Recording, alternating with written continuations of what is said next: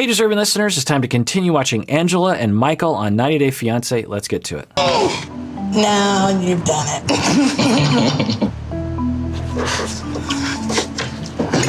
Oh my God. So I thought of doing the same strategy. Hopefully, she will agree to talk to me. Okay, so they had a big fight. We could debate the justification of the fight, but they had a big fight, and now he wants to get her back. And so in the past, he learned that if he got her a cake, that would help. And so he's trying, according to him, a similar strategy. I think a more sound strategy would be to give her some space and some time, because she's been very clear that she does not want to see you. She doesn't want to talk to you. One could even call this mildly problematic for him to force himself on her when she has been so clearly in her wish that he not talk to her, that he not approach her. So this is potentially unwise. The other thing is that he could maybe later, when she is open to talking with him, maybe texting saying, from a distance, can we talk? Then coming at it from a new direction of, why do I lie? What is it about my traumas? What is it about my assumptions, my cognitions, my habits that cause me to lie so often?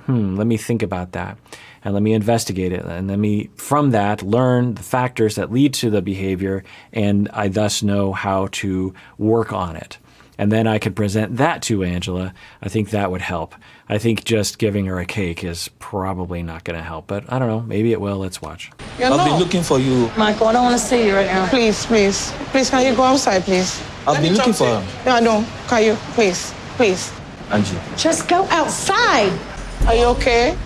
Yeah, I'm fine. I feel like he's manipulating with the cake. He did that last time. I forgave him. I want trust. Right. Doesn't appear that the cake is quite cutting it. Or maybe it's too soon. Maybe he should wait. But yeah, I've been hoping that he would eventually really explore why he does this behavior, present that to her, and say, you know what? I figured out why. I think I know why I keep lying to you. And this is my fault. I've had this problem way before I met you. I've done it to other people in the past. And so if you could help me, but you don't have to, I'm going to work on this. I'm going to try to. That's the best way forward. When you make a mistake and you admit it, and you know, or at least you've tried to figure out why you do that, and you present it to the other person, and you say, here is my solution, and can you help me with that? Because what I would imagine what would help him is if she didn't escalate so fast, because I think that triggers his lying behavior, or at least puts it into his head that the lying is justified. So, she could help in some ways, but anyway, so let's watch. What are you doing here? I come to get away from you. I know. The reception. That's not going to work this time. Please. No, Michael, that's not going to work. I'm embarrassed that you come up here. I'm already upset. I'm sorry. No, you're not sorry. There's your cake, Michael. Yikes. Wow. I mean, okay. So on some level, you think she's been saying very consistently, stay away from me. I don't want to talk to you. Leave. She has given him many opportunities to turn around and walk away. At the very least, for him to give it some time, maybe tomorrow, text her again. But he just keeps pestering her, which is a problem. If someone says, get away from me, it's probably wise to get away from them, especially when she keeps repeating it. But I don't think it's okay to smash a cake in someone's face. I don't know what she's supposed to do. She's in a country that she's not familiar with what's going on. She's all alone, and he keeps pestering her. I know that they're on future seasons of 90 Day Fiancé, so I suspect there is at least a part of Angela that is at least open to reconciling with him. So I don't know. This is just troublesome in so many different ways. If she does have a part of her that is open to recovery, this is not going to help, because now this is a massive trust violation. If someone did this to me, I mean, this would be awful. Even though you could say, it's just a cake. But imagine someone in hostility and malice and intent to harm you doing something like this, it's going to hurt. And you're going to question, does that person actually love me? What's going on here? So they both hurt each other a lot, I guess, is the main point, which is upsetting. I called you here because I'm sorry about the cake. I'm sorry I smashed it in your face. No, it's I'm okay. very sorry, It's but okay. you know I deserve what? that. I don't know if no one deserves either way we're treating each other, Michael. Okay, good. So Angela is saying, I'm sorry about the cake. He's saying, no, it's all right, I deserve it. And she says, no, I don't think anyone deserves that. And I don't think anyone deserves the way we're treating each other. So I commend her for apologizing. It seems sincere. So let's see if they can have a conversation. She is wanting to know, why do you keep lying? Let's see if he can come up with an answer. First, we're going backwards. Baby, we're gonna go forward. I'm gonna be honest with you. I'll make it up to you, please. I'm sorry. So it's the same apology. I don't think it's a real apology. A real apology is, I'm sorry. I'm not only sorry for what I did, I'm sorry for saying I was sorry when I wasn't sorry.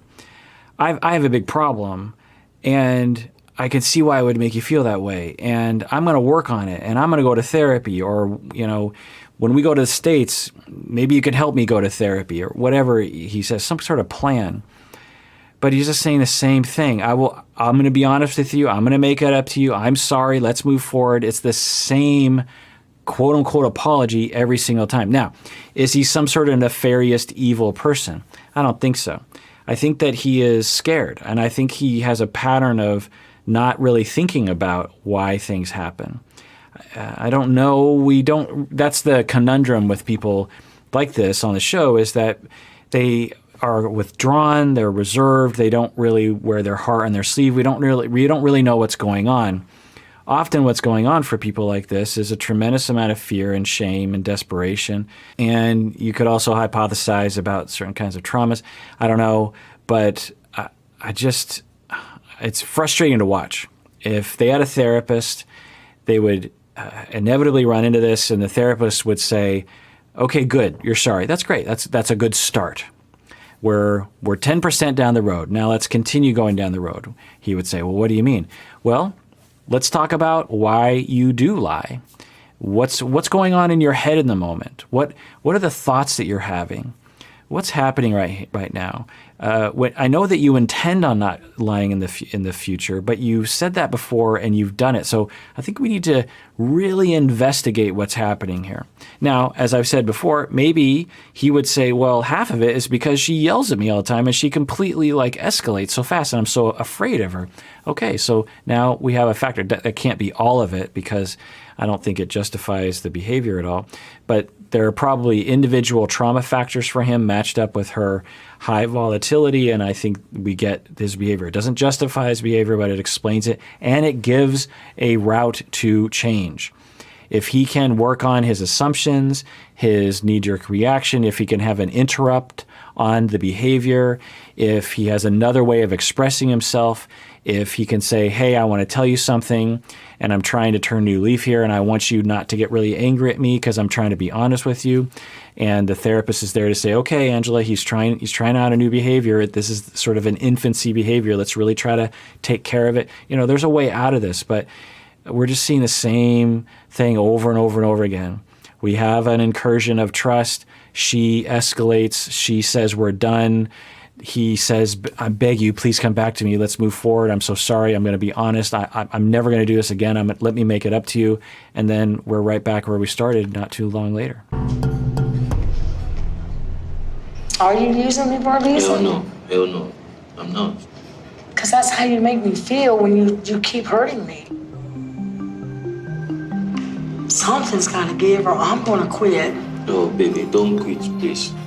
So she is worried that he is scamming her for the visa. I don't know if we have any evidence of that. Maybe she does.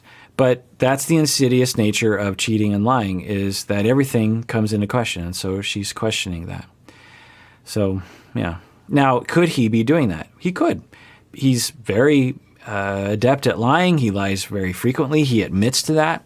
So how can we trust him? How can she trust him? But just no way to know. Now, I know they're on future seasons of 90 Day Fiancé, so I'm going to hope that he actually does sincerely want to be with her as well as wanting to come to the United States. But anyway, let's continue watching. I mean, we've come this far, about 2 years now. Please. Love you, baby. This is the last time I have said it over and over, but I'm telling you, this problem here with lying, it ends tonight. Go to therapy. Go to couples therapy. You can even do it online these days. I beg everyone, because often what happens is 7 years later, after it gets worse and worse and worse, then they come into therapy, and there's so much resentment that has built up over time and so much ill will. If you're in a situation where you're like, we keep running into the same problem and it keeps ruining our day and ruining our week and it's getting worse and worse, it just keeps happening, go to therapy. There's a person that can help with it. If, for example, your knee is hurting and you're just like, oh, it just keeps hurting, and it's like 6 months later, go to the physician. They can take x-rays. They can look at it. Maybe they don't know what's going on with it, but at least that's the professional you go to. You don't just say, well, I guess I'm just going to have to deal with this random pain in my knee for the rest of my life because, there's no professionals that could help me. Of course, there are professionals when you're dealing with a repetitive conflict in your relationship. Now, I don't know their access to mental health care. I don't know their finances, but I wish that they could. I sort of wish that 90 Day Fiancé would just fund couples therapy for all these people. Maybe it wouldn't make for an interesting show, but it would certainly be a compassionate, helpful thing to do. Or I'm telling you, I'm not done. I know. It will stop. Okay? It will stop, all right? I'm going to assume it's not going to stop. I'm going to assume that it's going to happen again. So I'm really worried for the two of them. I'm really worried that he's going to do it again, or she's going to be tricked. Yeah, there's two issues. One is that he lies, which is his fault.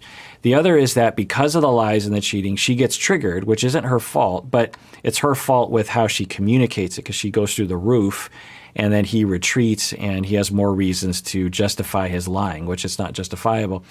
So they both have a role here to play.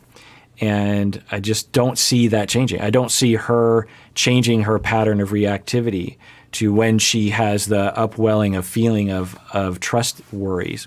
I don't see him changing regarding his ability to know himself and be upfront about his reasons for lying in the first place. I just don't see it changing. And it's I'm worried. I'm worried to press play and watch future, episodes, because it just seems inevitable that it's going to happen again. I think Michael truly wants to change, but now Michael's got to work extra hard, because if he messes up again, that's it. Yeah, that's frequently the narrative that will be on the show is, okay, you just have to work extra hard. That is a misnomer. That is not the way that people operate. It's not a matter of willpower. There's something else going on with him that is causing the behavior. There's something about their dynamic that is causing his behavior. It's not a matter of willpower. People are really focused, particularly in the United States, I think, on willpower. You just have to overcome it. You just have to really be determined. Some things that actually can be a factor in, but a lot of things it's not. New Year's resolutions, research shows that it's not a matter of willpower. It's a matter of all these other factors that come into play, like the reasonableness of the commitment that you make, the factors that are working against you, your stress level, your self-awareness, the support you have, so many other things. And willpower is either a tiny factor or not a factor at all. We have this obsession with, like, when you see somebody that is failing, or when we are failing, like procrastinating on something, it's like, okay, I'm just going to determine, that's what the whole New Year's resolution is. Okay, I've made a dedication. And sometimes that can help when you publicly state something. But think about all the resolutions you've made in your life and how many of them you've actually managed to succeed in. It's pretty low rate when you actually look at the research. And we often see this on the show. It's like, okay, I've really emphasized it to him, and now he's really just going to have to work at it. And that denies psychology. It denies the reasons why people do weird things. There's defenses and traumas, and it just completely ignores all that and just attributes it to like, well, okay, he wasn't trying hard enough in the past. Now he's going to try. I think he was actually trying in the past, but these things were getting in his way, things that need to be made, he needs to be aware of and get help for. All right, well, that does it for that episode. Everyone out there, please take care of yourself because you deserve it. You really, really do.